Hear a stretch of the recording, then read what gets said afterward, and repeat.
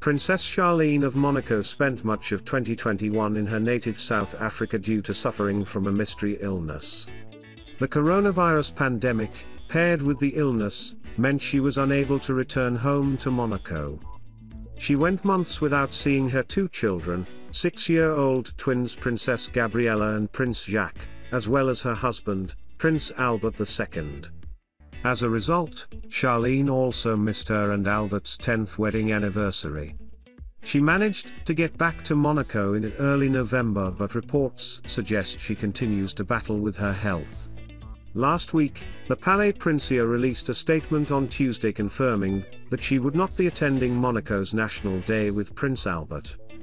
Now, Albert has confirmed that she is receiving treatment in a facility outside of Monaco.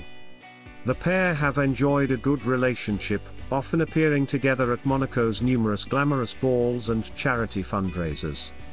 Charlene does not come from royal blood. She was an Olympic swimmer before meeting Albert. Their first encounter, in fact, came at an international swimming competition in Monaco in 2000. A keen sportsman himself, Albert regularly attends the games his country competes in, and those held in the Principality. It was after the swimming competition that Albert asked to meet Charlene. This was then recounted during the 2012 documentary, Privacy and Power, A Year in the Life of Prince Albert of Monaco, where Albert talked in detail about how he felt on their first meeting. He explained, "Charlene and I met at the banquet that followed the international swimming competition. I then invited her to have a drink after dinner. It was a great moment. The pair hit it off, but the following morning, Charlene headed back to South Africa.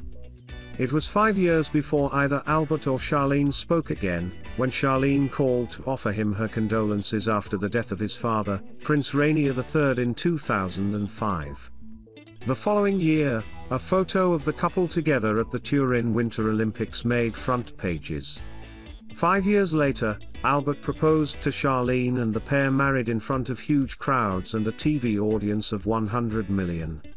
Don't miss at 33 years old, Charlene became not just the Princess of Monaco, but also a slew of further royal titles. She became Duchess 4 times over, a marchioness 4 times over, a countess 7, and a baroness 9 times by marrying Albert. Charlene essentially married Monaco.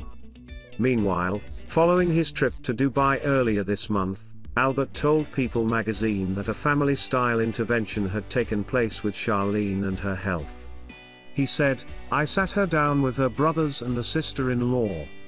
She had already made her decision, and we only wanted her to confirm it in front of us. She wanted this. She already knew the best thing to do was to go and have a rest and have a real medically framed treatment. And not in Monaco. For privacy reasons, it would have to be someplace outside of Monaco." He added, "Obviously there were consequences of her different surgeries and the procedures she underwent in the last few months. That certainly was a factor, but at this point I prefer not to comment further. I can say she was suffering incredible fatigue. She hadn't slept well in a number of days and she wasn't eating at all well. She has lost a lot of weight, which made her vulnerable to other potential ailments.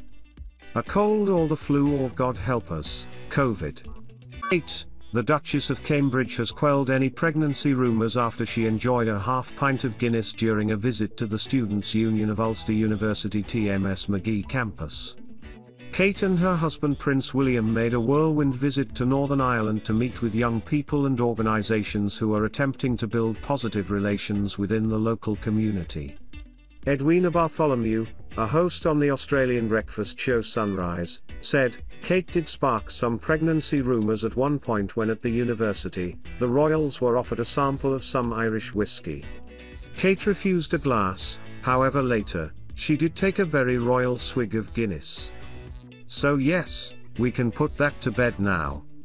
Pregnancy rumours regarding the Duchess began to circulate over the summer, as she took a step back from royal duties. As Kate was not seen for over 60 days, speculation began to emerge that she might be pregnant with the couple's 4th child. However, as is customary for the pair, Kate eased her workload in order to spend time with their 3 children over the school summer holidays. During the course of the summer, the family spent time sailing in Norfolk, visiting the Queen in Balmoral, and attending James Middleton's wedding in the south of France. Prince William and Kate returned to a full schedule of royal duties in September, with the Duchess already conducting solo engagements in the Lake District and to RAF Bryce Norton.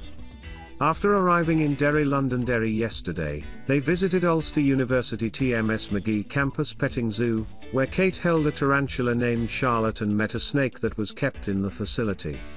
Following this, they spoke to student nurses at the university about their experiences of studying during the pandemic, and of undertaking placements on the COVID-19 response wards.